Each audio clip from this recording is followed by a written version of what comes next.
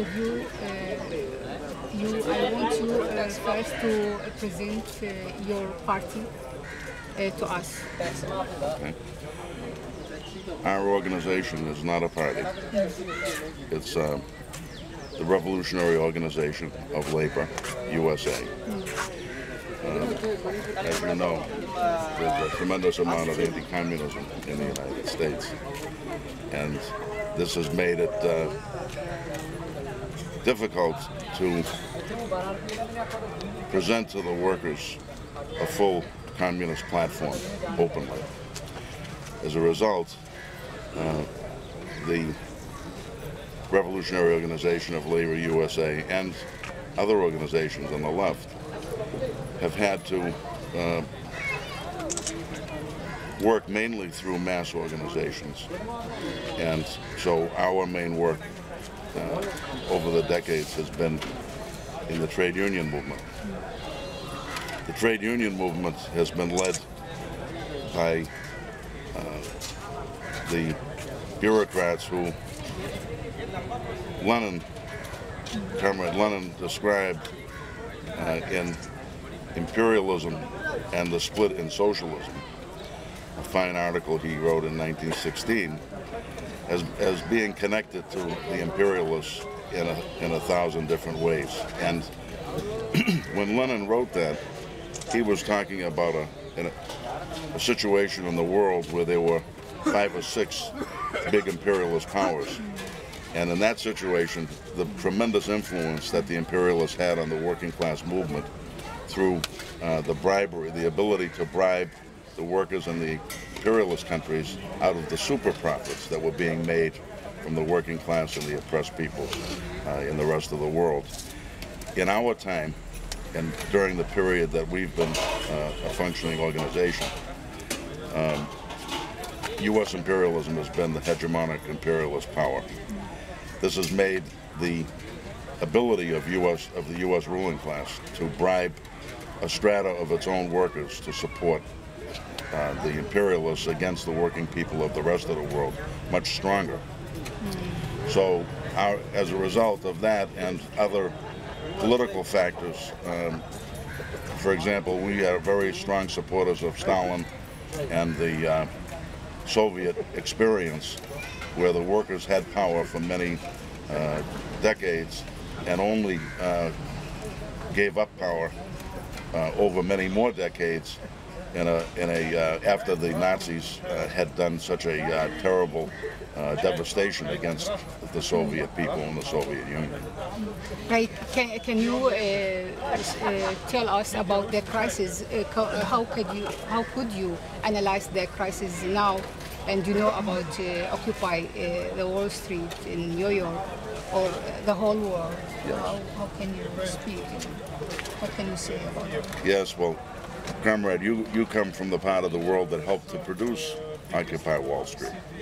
It's a very good development that workers and youth and unemployed people in the United States have actually taken the model for Occupy Wall Street from the working people, the youth, the unemployed of Tunisia and Egypt and the Middle East.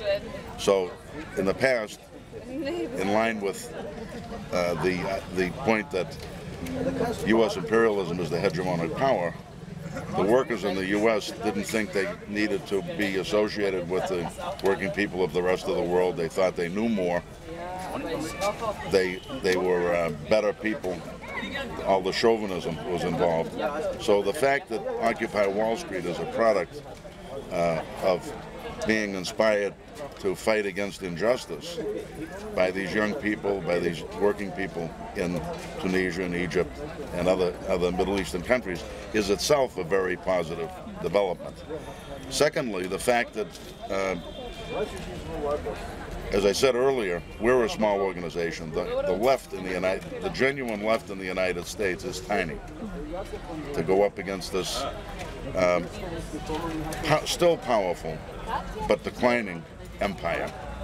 As an empire, it has learned over its decades, as 6 decades really of U.S. empire, how to rule the world.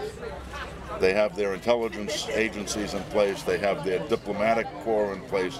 Most of all, they have the military in place all over the world. And they function in a very sophisticated manner.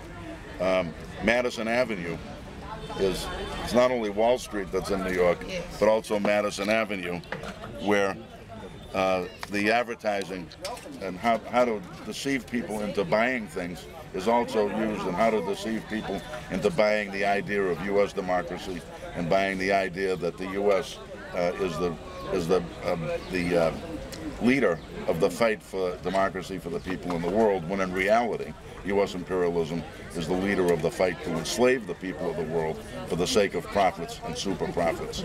So it's a very good development that Occupy Wall Street is now finally an anger on the part of the people of the United States against the bailouts of the financial capitalists who are ruling the United States by the government. The people are now revolting against that, and that is very positive that it's directed against Wall Street. But how about the communists in the USA? Where they are standing, you think, or what's their ruling? Communism in the United States. Well, I want to say one more thing about the Occupy Wall Street motion. Because so many of the people associated with it, first of all, the fact that there's been a tremendous response to Occupy Wall Street all over the United States and in many parts of the world is an indication of the general revulsion at the capitalist system that many people in the West are now experiencing for the first time in their lifetimes. And that is also very encouraging. But on the other side, we should not expect that Occupy Wall Street and that motion in the United States is the revolution. It's not. It's a rebellion. It's an expression of profound disgust and protest. But the people who are involved with it are mainly middle class up till now, and they're middle class people who are falling into not the unemployed, falling into the lumpen. And so there's a danger of it going in an anarchist direction and being used by the state against the working people of the United States. So there's that danger, but we need to be, the communists need to be participating in this Occupy Wall Street motion. I think the same in the Arab country. It must the